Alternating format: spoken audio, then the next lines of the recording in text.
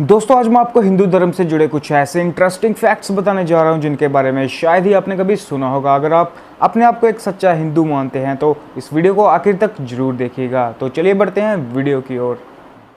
दोस्तों क्या आप जानते हैं कि हिंदू धर्म का असल नाम हिंदू धर्म नहीं बल्कि सनातन धर्म है। सनातन धर्म का मतलब मोक्ष का मार्ग होता है। आपको बता दें कि जो हिंदू शब्द है वो संस्कृत के एक शब्द सिंधु से लिया गया है। सिंधु का मतलब पानी से बहती हुई कोई नदी या नहर होता है।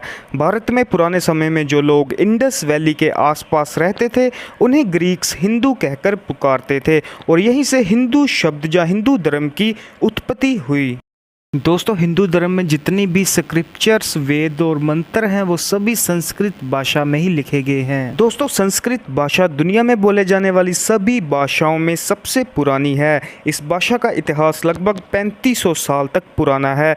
कहा जाता है कि दुनिया में बोले जाने वाली आधी से ज़्यादा भाषाओं का निर्माण इसी भाषा से हुआ है। ये भी माना गया है कि संस्कृत भाषा कंप्यूटर्स के लिए सबसे सूटेबल लैंग्वेज है। दोस्तों पूरे विश्व में विवाह संबंधी रीत की धारणा हिंदू धर्म से ही शुरू हुई, जिसे आज दूसरे समस्त धर्मों में एक रिवाज के तौर पर अपनाया जा चुका है। कुल मिलाकर ये हिंदू धर्म ही था जिसने पूरे विश्व के अन्य धर्मों को विवाह और उससे संबंधित महत्वता का ज्ञान दिया। दोस्तों हिंदू धर्म में 108 को सबसे पवित्र संख्या माना गया है और इसके दो प्रमुख कारण हैं। पहला कारण कि सूर्य से पृथ्वी की दूरी व सूर्य का व्यास या चंद्रमा की पृथ्वी से दूरी व चंद्रमा के व्यास का अनुपात लगभग 108 ही होता है और हिंदू धर्म से संबंधित पवित्र माला के मनकों की संख्या भी हमेशा 108 ही रहती है। दोस्तों हिंदू धर्म में गंगा नदी को दुनिया की सबसे पवित्र नदी माना गया है और ऐसा मानने के पीछे एक बेहद ही दिलचस्प कारण है। आपको बता दें कि गंगा नदी में कुछ खास तरह के बैक्टीरिया पाए जाते हैं जिन्हें बैक्टीरियोफाज कहा जाता है। ये बैक्टीरियोफाज गंगा नदी में मौजूद दूसरे हानिकारक बैक्टीरिया को निगलकर उन्हें ख़त्म कर देते हैं। यही कारण है कि घरों में रखा हुआ गंगा नदी का पानी कभी खराब नहीं होता। वैज्ञानिकों ने यह भी माना है कि गंगा दुनिया में एकमात्र ऐसी नदी है जो पानी में मौजूद ऑर्गेनिक वेस्ट को किसी दूसरी नदी के मुकाबले सबसे तेज गलाती सड़ाती है। दोस्तों इंग्लिश डिक्शनरी में आपको जगरनॉट नाम का एक शब्द मिलेगा जिसका मतलब विशाल और शक्तिशाली होता है। आपको बता दें कि इंग्लिश में ये शब्द भगवान जगन्नाथ के नाम से लिया गया है।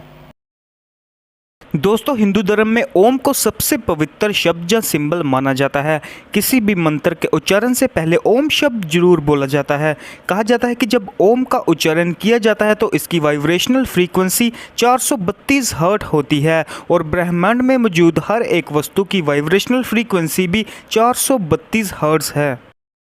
दोस्तों दुनिया में हिंदू धर्म ही एकमात्र ऐसा धर्म है जो दूसरे धर्म के लोगों को धर्म परिवर्तन के लिए नहीं कहता और ना ही इसके लिए हिंदू धर्म में कोई रिवाज और नियम है। लेकिन अगर आप हिंदू धर्म को अपनाना चाहते हैं तो आप बिना किसी शर्त के इस धर्म को अपना सकते हैं।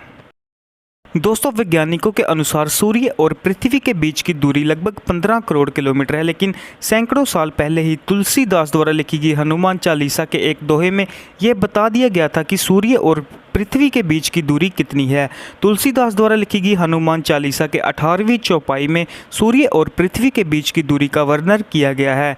ये दोहा कुछ इस प्रकार है, युग सहस्त्र योजन पर बानु लीलियो ताही मधुर फल जानू। इस दोहे में सबसे पहले युग शब्द आता है जिसका मतलब 12,000 साल होते हैं। इसके बाद सहस्त्र शब्द आता है। आपको बता दें कि एक सहस्त्र 1000 के समान होता है।